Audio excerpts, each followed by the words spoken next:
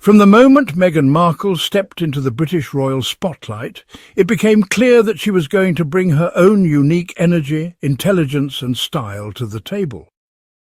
She wasn't going to shrink herself to fit into an outdated mould, and that terrified the people who believe that protocol is more important than personality, kindness or actual work. And when I say terrified, I mean so shaken that they've spent the past 8 years combing through her photographs like amateur detectives at a crime scene. Except the crime they're trying to solve is that Meghan dared to wear trousers, or that she wore Dior to her child's christening. Yes, family. Welcome to yet another episode of the British tabloid circus, where Meghan's every fashion choice is treated like a national scandal, and petty gossip columnists like Richard Eden try to turn clothing into a political weapon. Now, this week, Mr. Eden decided that the most urgent, earth-shattering story to cover was not hunger, not climate change, not the crumbling state of the monarchy's reputation.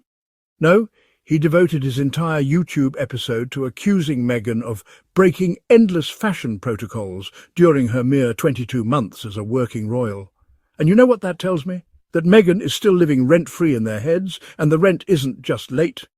It's a permanent lease. Let's break down his little list of so-called crimes, because I promise you, it's laughable when you strip away the manufactured outrage. First, Eden drags Meghan's 2017 engagement portraits. She wore a Ralph and Russo gown, gorgeous, elegant, and yes, sheer in some places. His claim? That sheer fabric is a no-no for daytime wear, and this was Meghan showing she would only treat protocol as guidance. Let's pause right there. Engagement portraits are not daytime events in the way he's suggesting. They're staged, stylized photographs meant to capture the couple's personality. And let's be honest, if Kate had worn that same gown, they would have called it bold, romantic, and a sign of her confidence. The price of the gown was £56,000, which Eden points out like it was stolen from the taxpayer's purse. Except Meghan and Harry were paying for her wardrobe themselves. So unless the British public personally swiped their credit cards for that dress, this faux outrage is as empty as their argument. Then we moved to Wimbledon. Meghan attended with Kate, and she wore trousers. Oh no, sound the royal alarm? Apparently the so-called royal box rules expect women to wear skirts or dresses. But here's the thing. Ralph Lauren has been a sponsor of Wimbledon for decades. Meghan wearing Ralph Lauren was actually great publicity for the tournament and a nod to its partnership. And let's be clear, trousers are not a sign of disrespect, they're a sign of practicality and modern style. Princess Diana wore trousers to events. Countless royals have. But when Meghan does it, suddenly it's an unforgivable breach. Then there's the 2018 British Fashion Awards. Meghan attended to present an award to Claire Waite-Keller, the British designer who created her wedding gown, and wore a Givenchy dress. Eden claims it was crass because she didn't wear a British label. But here's the irony. Claire Waite-Keller is British. The dress was Givenchy, yes, but designed by a British woman.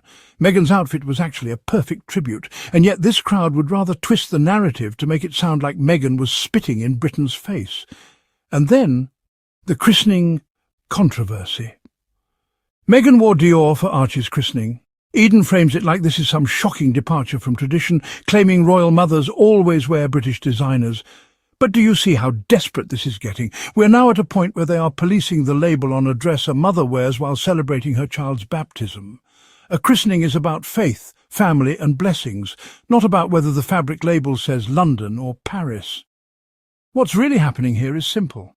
Meghan represents a modern, independent, self-funded, mixed-race Duchess who didn't bow down to the ridiculous unwritten rules of a monarchy obsessed with image over substance. She understood fashion as a tool for storytelling, just as she did in her acting career, and she used her wardrobe to send messages of strength, unity and elegance. And that scared the people who cling to the old ways. Think about it. In 22 months, Meghan achieved more international attention and positive influence than some royals have in their entire lifetimes. She helped bring attention to Grenfell Tower fire survivors. She championed the Smart Works initiative to help women get back into the workforce. She worked on the Together cookbook, helping raise funds for a community kitchen. She toured the South Pacific, Australia, Morocco and Southern Africa, bringing a warmth and authenticity that made people feel seen. But instead of celebrating that, her critics were counting hemlines and measuring sleeve lengths. They were obsessed with whether her clothes cost more than Kate's, conveniently forgetting that Meghan paid for her wardrobe herself, while Kate's clothes are funded by Prince Charles's Duchy of Cornwall income. Richard Eden's video is just another entry in the endless tabloid diary of bitterness. It's not journalism. It's not even proper royal reporting. It's gossip, dressed up as concern for tradition. When the truth is, they can't forgive Meghan for being herself and refusing to play the part they wrote for her. And here's the thing. Meghan did adapt. She was professional, she worked hard. She followed rules when they made sense, but she also brought her own identity into the role. If she had tried to erase her personality to fit the so-called protocol, these same critics would have called her cold and inauthentic. It's a no-win game, and Meghan decided she wasn't going to play it.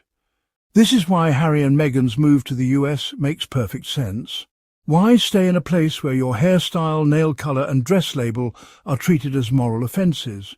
Why work yourself into the ground to serve a system that actively works against you? And let's not forget, all of this nitpicking about fashion is happening in the same country where Prince Andrew's scandals were brushed aside for years.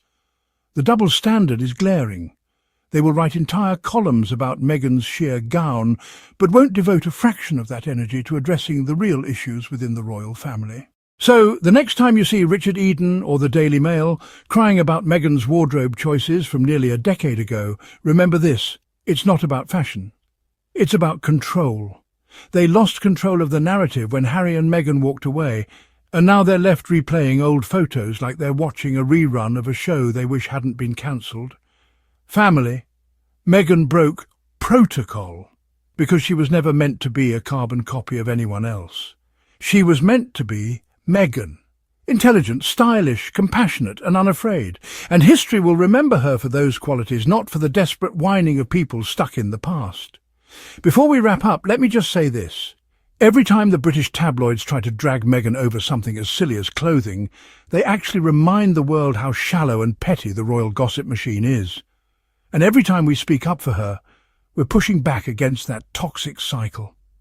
Eden. Duchess Meghan broke endless fashion protocols in her 22 months in the UK. Nothing says, "We hate you and we hope you never ever come back," like obsessing over what a woman wore 8 years in her engagement portraits.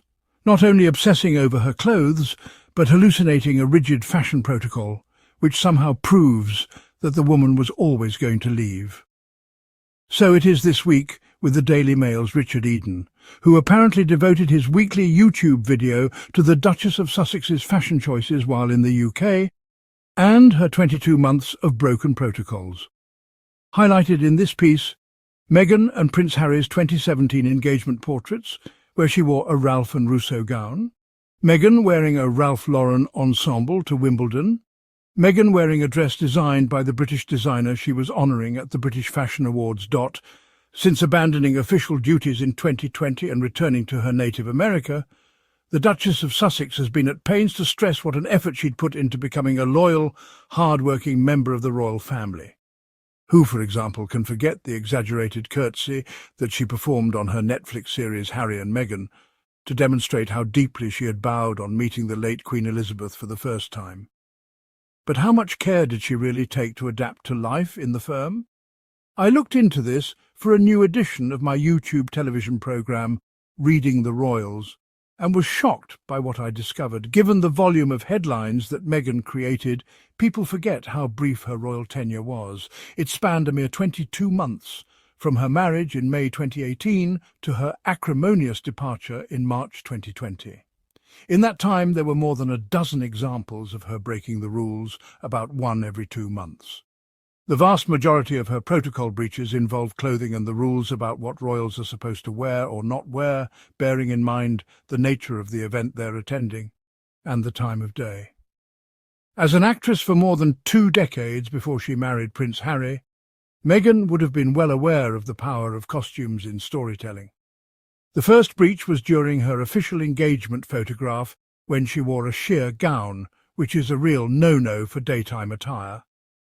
This was Meghan declaring, when she barely had her foot in the palace door, that she would be treating royal protocol as guidance only. Eyebrows were also raised when the price of this haute couture outfit was revealed, an eye-watering £56,000. In contrast, in 2010, the dress for Catherine's official engagement photo was purchased in a high street store, Fenwick's, for £385. When soon after her wedding Meghan joined Princess Catherine at Wimbledon, she chose to wear trousers.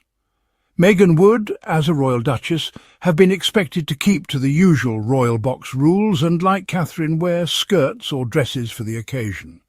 Perhaps Meghan's most crass sartorial gesture, however, was her choice of outfit for the 2018 British Fashion Awards.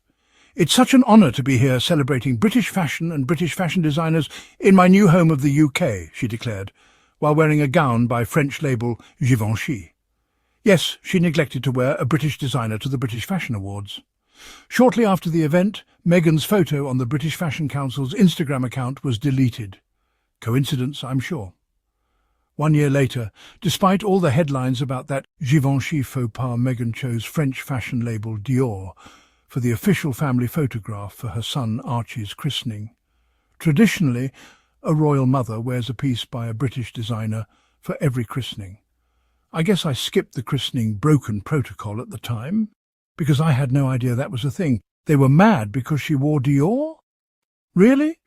What I do remember is how the British media was hysterically screaming about every little thing, real or imagined, Meghan did in 2019. Speaking of, it's remarkable how Eden and all of these people want to cry about how Meghan should have worn British designers 24/7, which even Kate doesn't do, but they've never acknowledged that Meghan was paying for her own clothes almost the entire time she was in the UK.